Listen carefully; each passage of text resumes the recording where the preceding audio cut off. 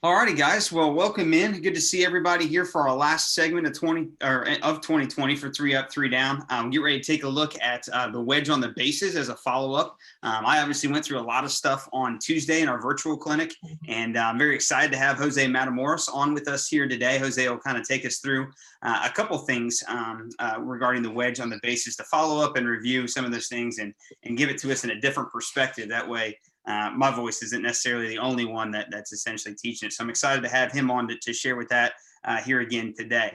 Couple announcements and things like that before we get rolling here. First of all, make sure that, as we go through things, just drop your questions in the chat. That's been the normal of this process of 2020. We'll filter them out and feed them to us. So that's the normal thing here. And then, just make sure that you're following along and things like that. I'm going to take notes as I normally do here, so you're welcome to do so as well. And again, just thank you to all of you guys. I was inundated with messages both Tuesday night, this week, and then last week from a lot of you guys. So thanks for reaching out and words of encouragement and positive affirmation. I appreciate it. Don't necessarily need them, but I definitely appreciate it, and it goes a long way here for me. So thanks for reaching out with those things. Without further ado, let's go ahead and get rolling here. Jose Matamoros is our guest speaker here today. I'll introduce him and then turn things over to him. Jose is a current AA umpire in the Texas League. He's actually a crew chief in the AA Texas League, and has got a chance potentially to get into AAA here relatively soon, either this year or hopefully in the very near future here. So one thing that we love about Jose is that he is a former Little League umpire. He actually worked the senior regional in Peru as a Little League umpire before going to umpire school. So he gets the perspective. And if any of you guys attended our 2018 fall clinic, Jose was there for us on the wedge and on the plate stuff as well. So we're lucky to have him in the region and really fortunate that he is willing to share his time and resources here with us. So without further ado, I'm going to get ready to go ahead and turn it over to Jose. And to start things off, as I normally do, and try and stay with the adage of three up, three down, I've asked Jose to essentially go through three things that he basically goes through in preparing for a tag play. So as that play goes through some of the three major things that he's thinking about as that tag play unfolds, that'll lead us off. And then as normal, Jose has got a couple things here to go ahead and give to us, and then we'll open it up for question and answers, and feel free to drop those in the chat. So without further ado, Jose, the floor and the group is all yours. Well, thanks, Stu. Appreciate it. Hey, everyone. Some of these faces I definitely have seen before. Some of you guys are new. So it's great to see everyone on here, especially on a work day in the middle of lunch. So it's great. I'll try to be not long-winded. Sometimes I can be long-winded.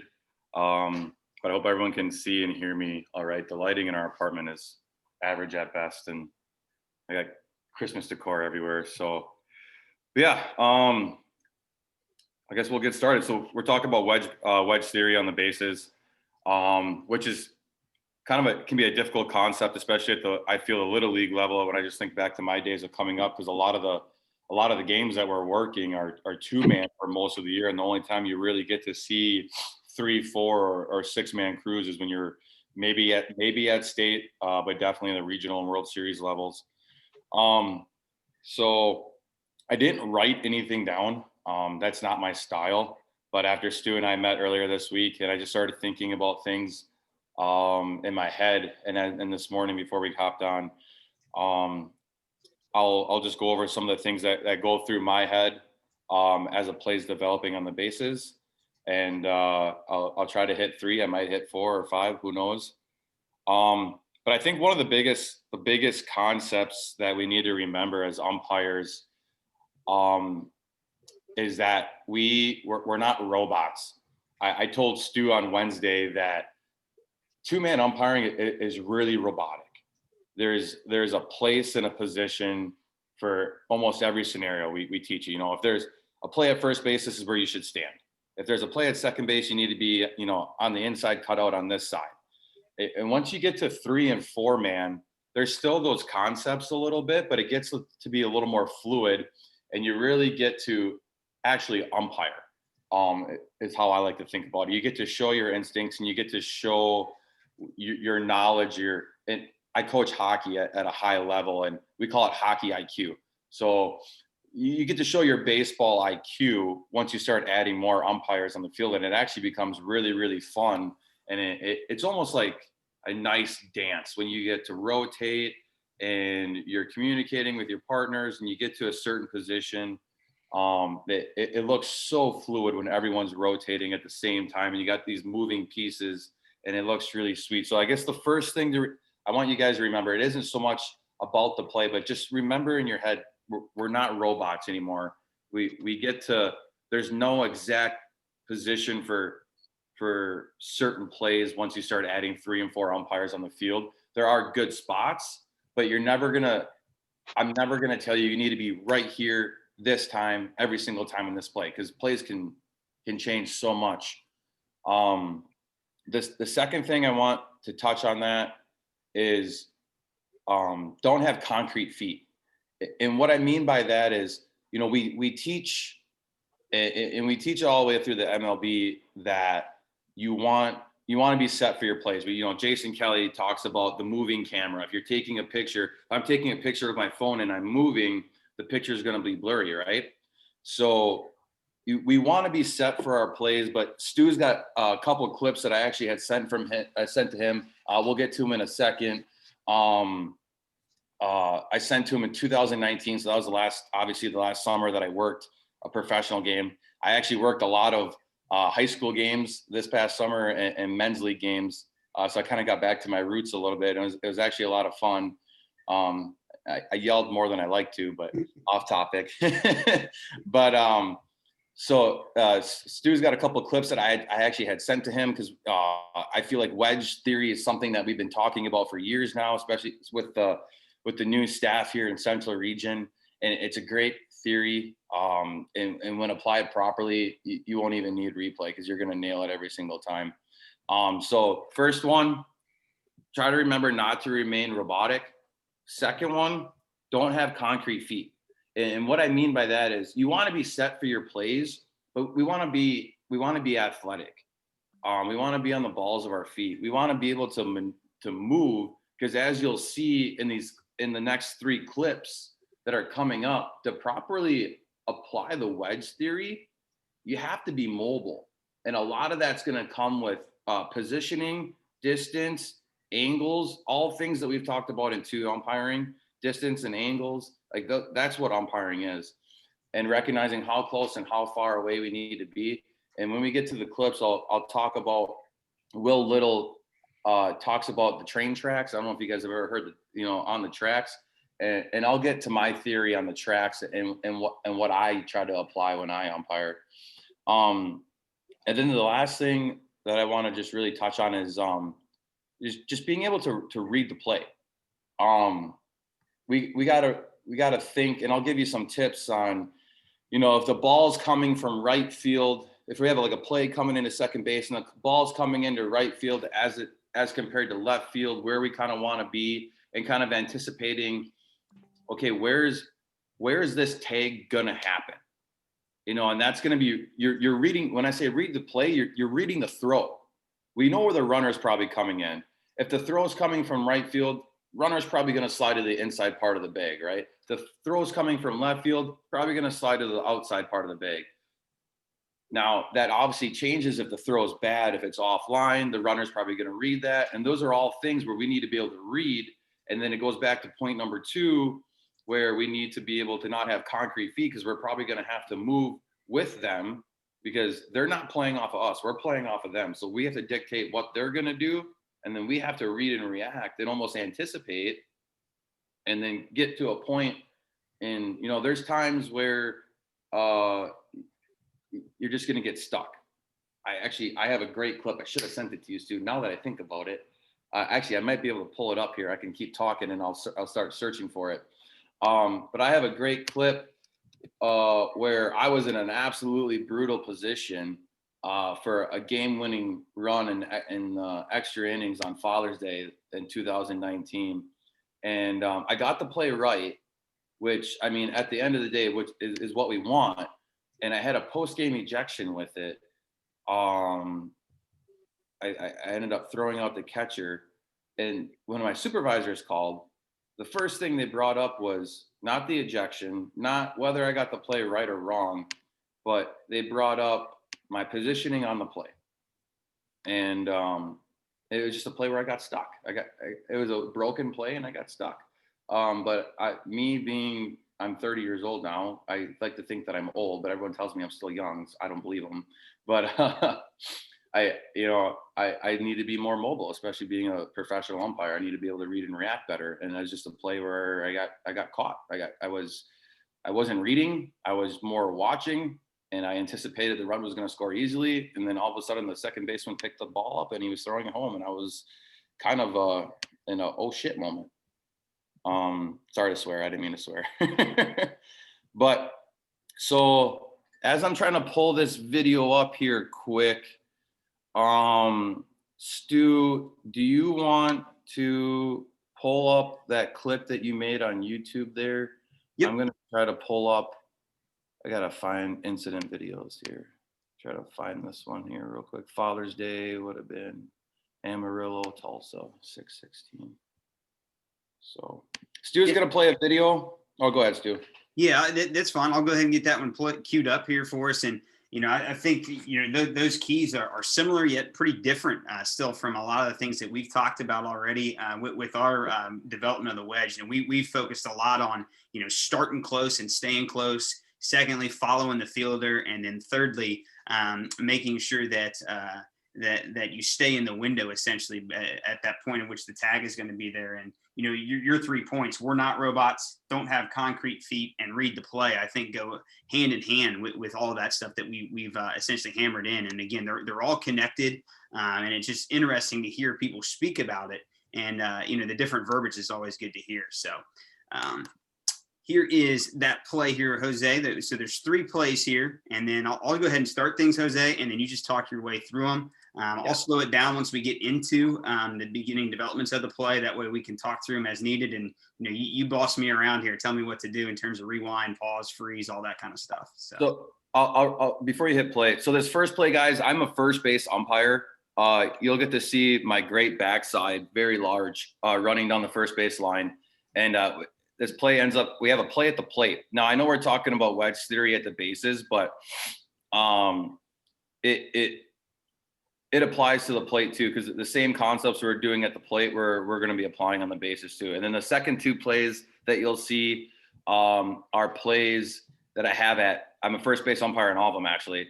I have 2 plays at first base. One's a base hit to the outfield, and it's a pretty wide open play, but it's a good play where you can see the progression of moving to get to that angle to see the play back in. And then the last play, we have a back pick back into first base, and you can see the quick development of you need to be on the balls of your feet and be able to have that mobility to move to get to the proper angle. So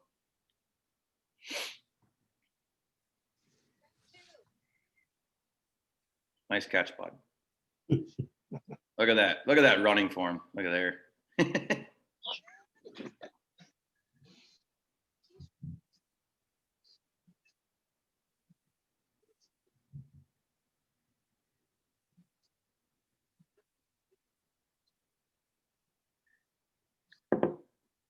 So that one there, setting up third base line extended. Now, the only thing that I would suggest to myself to do better here is I need to read the catcher sooner and recognize where he's at. He's up the third base line, right, in foul territory. And as Stu talked about, and Will Little will say, train tracks. I really don't like the word train tracks, and I'll get to it later why. But I always tell guys when I teach this, and when I came down to Indianapolis, we weren't in Indianapolis. Where were we? Where was that clinic we had, Stu? That would have been Ball State. Yeah. So I forget. Don Mason, I think he's on the call. He hooked us up there. But yeah, it was at Ball State in that area. Yeah. So we were there. And I remember telling the guys, inside hip. You want to stay on the inside hip. So if you want to stay, and we talk about the window. So the inside hip is the hip that's between the fielder making the play and where the base is going to be, because that's where the tag is going to happen. He's always going to come back to his inside hip. So that's what happens here. Catcher catches the ball and foul, and he's coming back to the plate. Runner slides to the inside, and you can see his hands probably touching right there. And the tags, I don't know if we ever tagged him this play. I don't remember. But I'm close. I'm right on top of it, maybe a step or 2 off. and I get to the right spot, but I probably could have started in a better spot, so I wouldn't have had to move so much at the end. Yeah, I think, well, as Jose's talking through this, just a couple of things, and especially like in rotation, I think this is big to also point out is like we can use the wedge when we're in rotation. Obviously, here Jose is as well. And the principles of the plate basically apply as well. Like Jose mentioned, he probably could have started a little bit closer to point of plate, or at least get there a little bit sooner, as many of us can. And then just continue to follow the fielder, as he mentioned too, because as this tag happens, it kind of happens on his back. And if Jose was to stay and plant third baseline extended, he's obviously straight lined on that one here too. So him moving along the arc, and he'll talk about that concept, I think, here in a little bit as compared to the track system. Moving along the arc here allows him to see this one a little bit better here. But nonetheless, good job at applying those fundamentals that Jose talked about originally, not being a robot, not having concrete feet, and then being able to read here. Here's your second play, Jose. Yeah, this one's pretty wide open, but it really shows that, one, we never take plays off, and just applies the concepts that we have been talking about in the last week or two here with DeBrouwer and Stu and now myself. So we got to play back into first base from center field. So pause. So look where I'm at. Where's the play going to happen? It's going to happen at the base, right? I literally could bend over and touch the base with my hand right now. So I'm close to the play. I'm on the fielder's inside hip, and look at my head. I'm looking for the ball. I'm trying to read the throw. All right. So I'm reading the play. What's happening here? And I got this fielder, and he's coming back to this back corner, to the back corner of the bag here. So as the play comes in, sidestepping, reading, clearly safe, right? Easy play. But look what I do. And I'm not trying to boost my own ego, but I don't stop. Even once I know he's safe, I still continue. I continue along. We'll talk about it at the end, but I continue along the arc, or I call it a circle.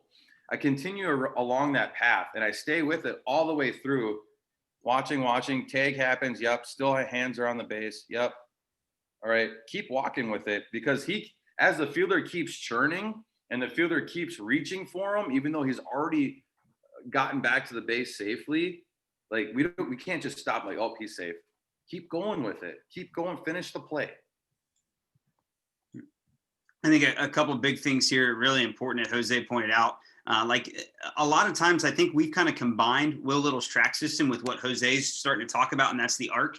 Is that the track system is kind of more of a starting position right behind the fielder receiving the throw, and then use the arc to essentially stay in the window. And that's exactly what Jose does here. Remember, the window is between the fielder, his inside hip, and the runner. And we just got to make sure that we continue to be mobile. Don't be in cement.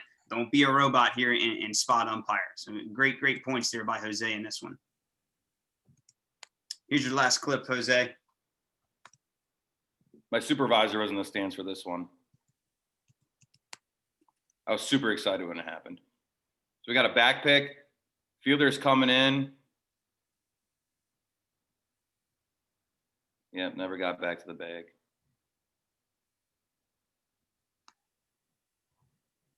Jose, talk us through like your initial starting position at first base as U1 with first base occupied, which allows you to basically get to this spot. Yeah, so in the three-man system with a runner on first base here, I'm starting. I try to start in the window, so it changes every time based on the fielder's position or the runner's positioning.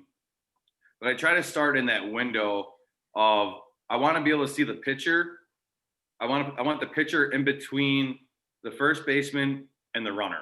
So whatever the runner's leadoff position is, his distance, I try to put the pitcher in between there. Now, if a guy's not getting a very big lead, I'm not going to go stand next to first base, because I still have fair follow responsibilities. And if I get a liner down the first base, one, I'm going to get smoked.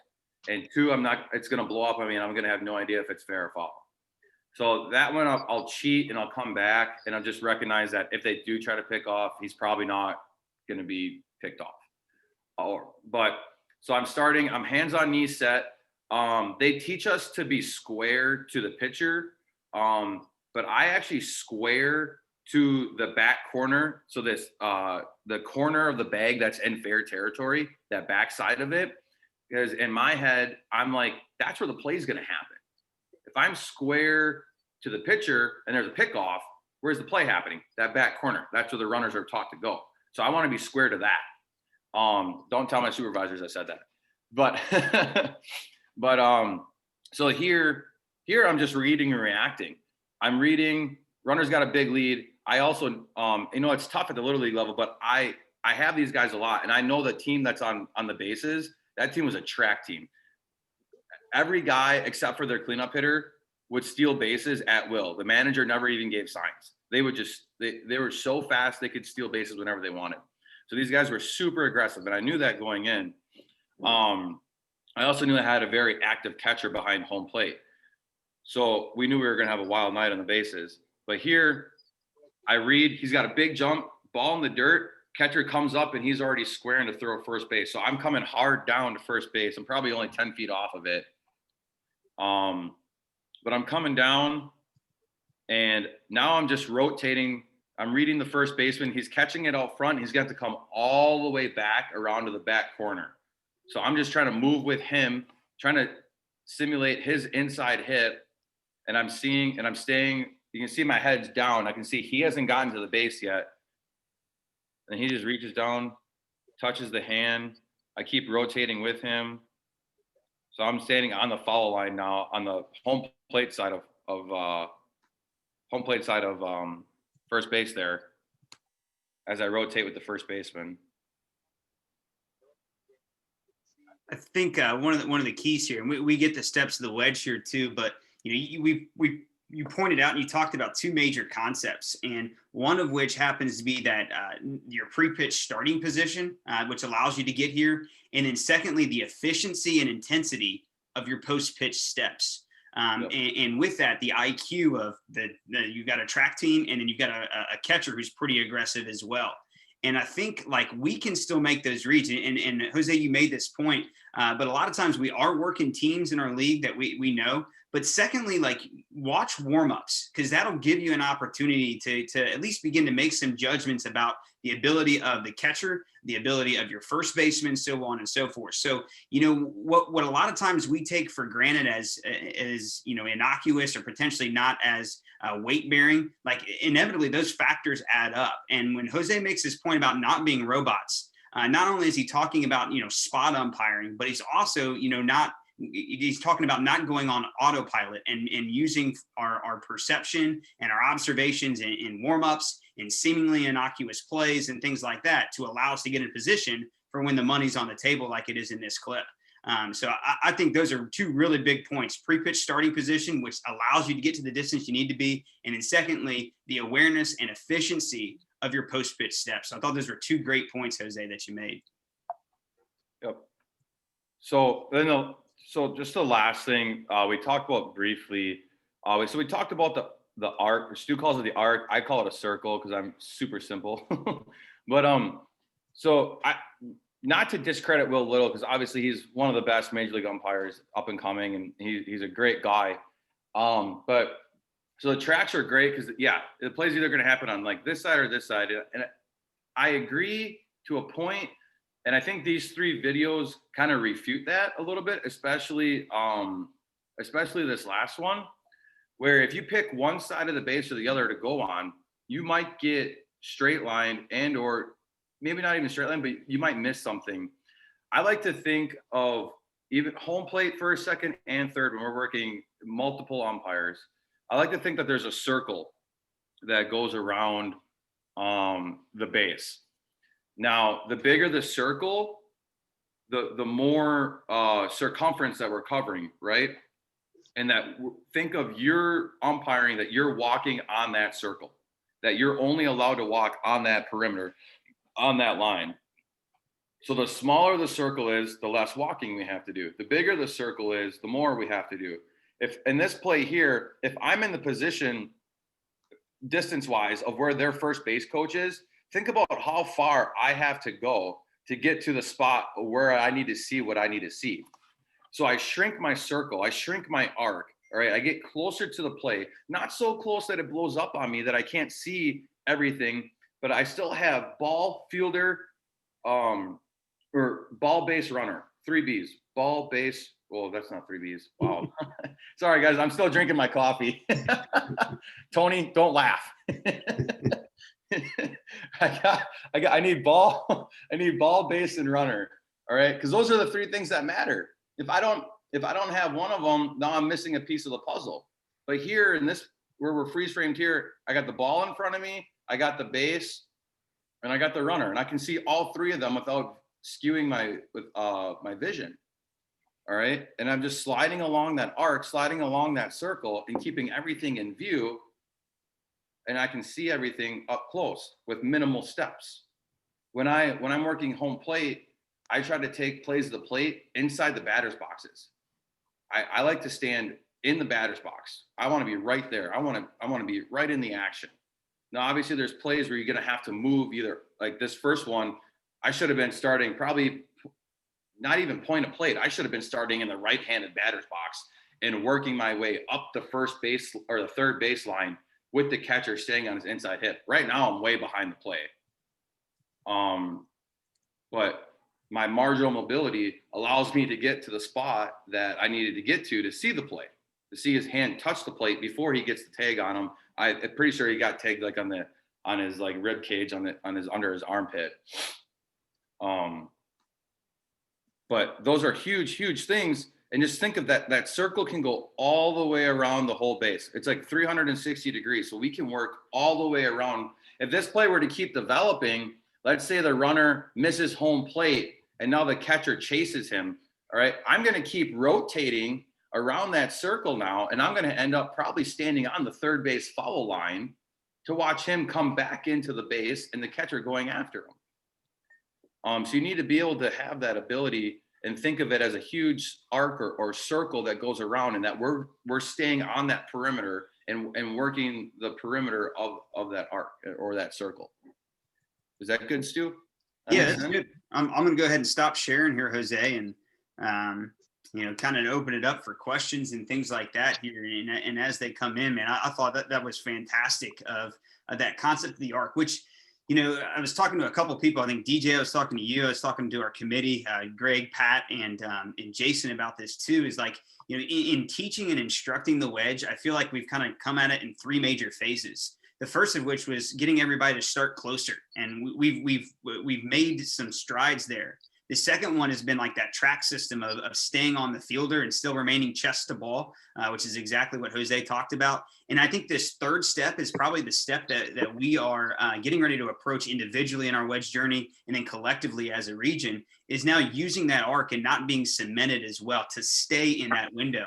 So I think we've done a really good job of starting closer and making that adjustment. Done a really good job of getting on the fielder's track. Now it's a matter of making sure that we stay on that arc. That way we're not in the overslide path of the runner. And then on overslide plays, just as Jose was talking about in that last clip, we continue to move around that arc so that we're back in position for that play on the base. So I thought a really good breakdown there. 3 really basic clips, Jose, but a really, really good explanation there of some of the fundamentals for wedge positioning, both at the plate and on the bases here. So questions and whatnot are open and available here. I think, Jose, your point on your starting position was really good here too, in that whole idea of the post-pitch steps. So, Jose, I'll pose a question here to you. Some of them are also coming in here as we wrap things up here. What would you say was like the hardest part in adapting to the wedge for you? Like, what was the thing that you had to overcome the most in order to perfect or at least get more comfortable with the wedge? Cement feet. Mm-hmm. Because I think, like I talked about in 2-man, like my first year in going into AA, I remember watching a AAA game and watching a second base umpire who had a steal play. So he's just drop stepping into second base. And then he ended up like in the dirt on like the third base, left field side of second base, the way the play developed to make his call. And I was just like, man, that was like, his footwork was so impressive. And in 2-man, it's so hard because it's like, boom, you got to be right here. You got to be set. And this is where we're going to be for this play every single time. And that's just not umpiring to me. That's just being a robot. That's why I said, like, when you get to 3 and 4 man, it's great. It's so much fun. And when you get some of those plays where you're moving, and I wish I had a video clip. We had a play. I like crow hopped into an out call one time in Frisco, Texas, and they switched to home plate, the camera, for some reason. And I was like, why would you do that? Like, you missed my awesome crow hop punch out. And our crew was laughing about it because my chief at the time was at home plate watching it. And he was like, dude, that was the funniest thing I've seen ever. But, but yeah, I think the hardest thing for me was just not having, like, you want to be set for your plays. But at the same time, like, you could see in those 3 clips, like, there's going to be times where you're going to have to move, and you guys watch MLB. There's plays you're going to be moving, maybe not a lot, like a full out sprint. You're not going to be moving because then you're really out of position. But, a slide step or a drop step or, kind of like a hop skip kind of thing. A couple times I do there. It's just, that's umpiring. You're not always going to be perfectly set and still, because the plays just don't develop that nicely every single time. But I like to add to it. You guys can ask any question you want. I'm a pretty open book. I have zero filter, as my girlfriend would say. But I will deflect any questions that are in regards to the MILB season and the MLB season. So just a foreclosure. Yeah, Jose, I got one question from Jeff Wirtz. He asked about the wedge on a back pick at first base. And he's asking, like, do you take it in from traditional A and stay set there because it happens too quick, or do you get into the wedge? So we had that clip there of the one back pick. When you're working 3 man and 4 man with a runner at first base, there's always going to be a first base umpire there. And what we do, and as boring as it is that we take a post pitch step every pitch that isn't that's caught by the catcher or whatever, that isn't put into play, I guess you could say. We take a post pitch step. And what I do is I'm hands on knee set. I'm square to that back corner, like I talked about, because that's where the tag play is going to happen. And once the pitch goes in, catcher catches it, I take a hard step with my right foot. Probably, I don't want it's less than 45 degrees. It's almost directly towards home plate, but slightly at an angle. And I take a hard step with my right, and then I take another one with my left. And then by then I'm almost to first base. And then I kind of just open up to first base. I take like a drop step. You can kind of see it there, right? Open up. And then now I'm recognizing there's a play. So now I start sliding along that arc. Do like a almost like a karaoke there, like a crossover back step, so I can get to the spot that I need to. But what you can't see on camera is my first 2 steps. I'm taking a hard right step, then I'm taking a left, and then I open up. So that kind of shows you my distance too, of how far away I am from that play. So I would try to get to the wedge. You're starting in foul territory, stay in foul territory, and work along that arc. Yeah, and so Jeff, a big thing here. Yes, you're going to start in A, but you're going to shorten up in A. Let me see here. Jeff said not a back pick, a pick off by the pitcher. You're not moving. So that's where I talked about before, where you're going to be. You want the pitcher in that window of it. So like you got your first baseman, you got your runner, and the pitcher is going to be in here somewhere in that window. And you're just staying hands on knee set. And that's why I like to stay square to the back corner of the bag. And you just got to do your best there. Now, if the play's broken and the fielder, comes off the backside, let's say he like overslides first base, because sometimes they do like that hook thing. They're trying to stay on, and now his body's in foul territory. I might take like a step with my left foot and cross over into fair territory to get that angle back to the other back corner of the bag to see where I'm looking at. But otherwise, you're staying hands on knee set still, and you're watching that play as best as you can. Don't watch the MLB guys because and nothing against MLB guys, but there's a lot of things that some of those guys do that are not correct. They just do what works for them. And if we tried to do that, we're not at their level. none of us are at their level. We're not able to do what they can do. There are a lot of great things we can take from them that they do, but there's plays, starting positions at first base with a runner on first base. A lot of them do different things, and it's just what works for them. But they can do whatever they want for the most part. But I would do what I'm telling you: hands on knees set, keep the pitcher in that window, and be square to that back corner of the bag, because that's where the play is going to happen. All right, I got another question here, and then we'll go ahead and start to wrap things up here.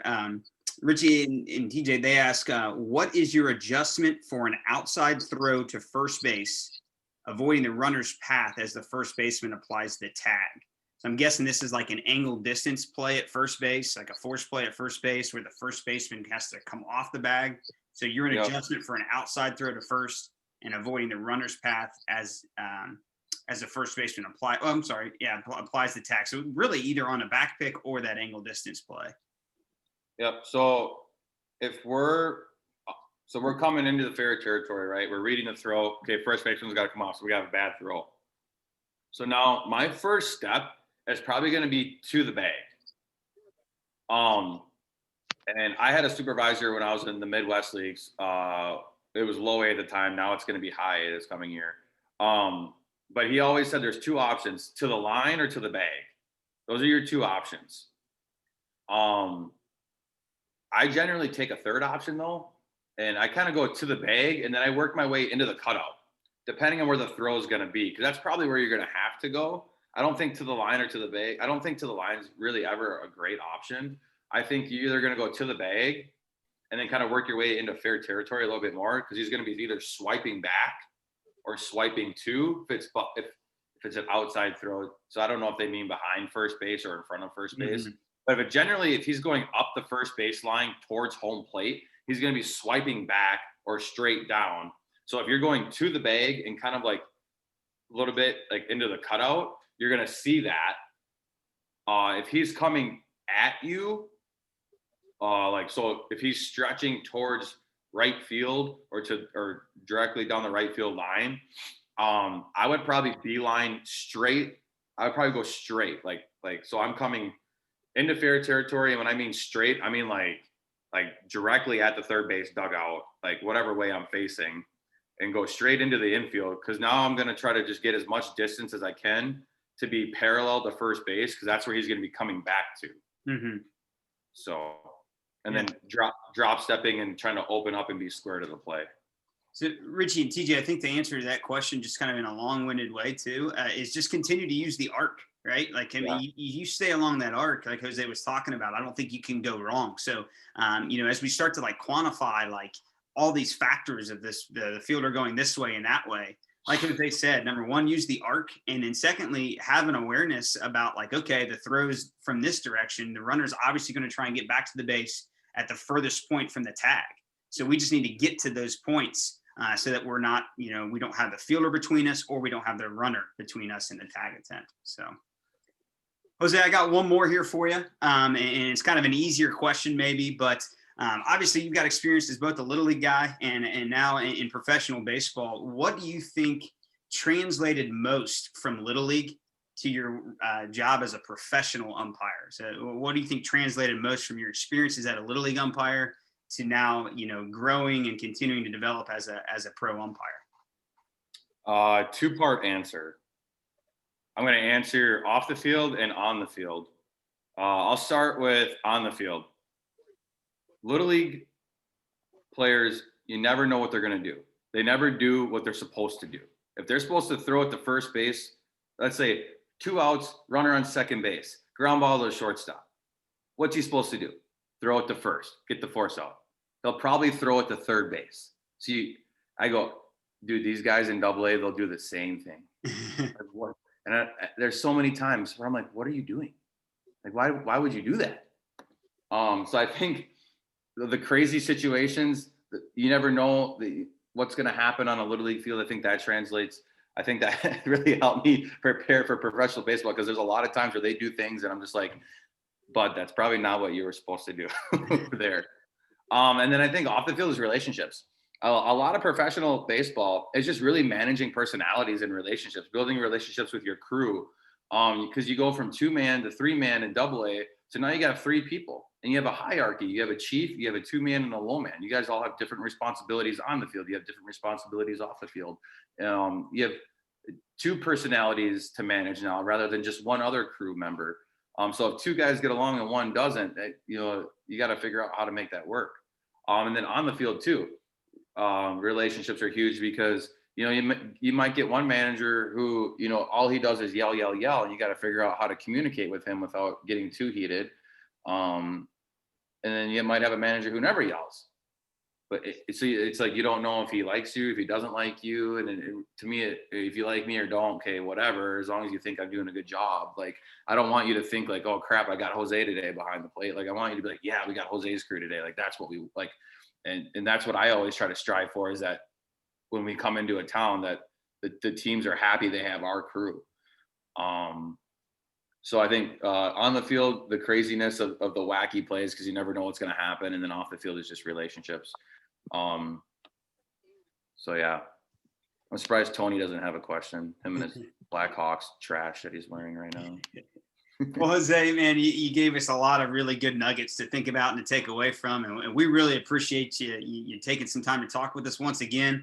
Some great information to be used, and like I've got a page full of notes, and I got to start putting these notes out for everybody so that they can see too. So there's some great stuff there. And Jose, thanks again, and to everybody else who's viewed, obviously not only today, but throughout 2020 and our December series, guys. The participation and like the activity in this 3 up, 3 down endeavor has blown us away as a committee, and we really appreciate your guys' participation and activity. And I think it really shows to people in this region, and then now here in December, people across Little League and our program in general, just have an incredible passion for not only Little League, but also then for improvement, which is really encouraging to see. A couple of housekeeping items. I sent out a survey to help us plan for 2021. I've also linked that survey into the chat. You may have to scroll all the way up to the top. If you want to click on that one and take it whenever you can, that'll help build us some topics to talk about in 2021. We are looking at coming back on the 2nd and 3rd Fridays in January. So that's the 8th and the 15th. And probably start to take a look then at turning more towards preparing ourselves and other umpires that we may lead for the 2021 season, whatever that may look like for all of us. So if you guys would take that time to take that survey, it's linked for you in the chat. I sent it out in an email, and you'll probably get that when you get the replay link from me here again today. The last thing I'd also like to do is shout out some of the creative minds behind 3 Up, 3 Down. It's not just me putting all this stuff together. It's a lot of work that's done by our committee. Pat Griffin, Jason Kelly, Greg Ramos, those 3 and me, the 4 that make up our committee here in the Central Region. We bounce ideas off each other constantly. I'm very grateful to work with them and appreciate all their help in putting this stuff together. And then many of you, including DJ Rose, Phil King, and several of you guys who have reached out to help out and improve this. So I really appreciate the creative minds behind this one and all your guys' feedback there. Lastly, guys, happy holidays to everyone. Have a great holiday season. Hopefully everybody gets a break from work and the grind that a lot of us are on. Spend some time with the family and get refreshed because 2021 is waiting for us. Who knows what it'll look like? It'll be challenging just yet again. But looking forward to it and looking forward to attacking it with many of you guys as well. So guys, thanks again for your viewership over the last segment here. Thanks again to Jose, and guys, happy holidays, and we'll see everybody next year.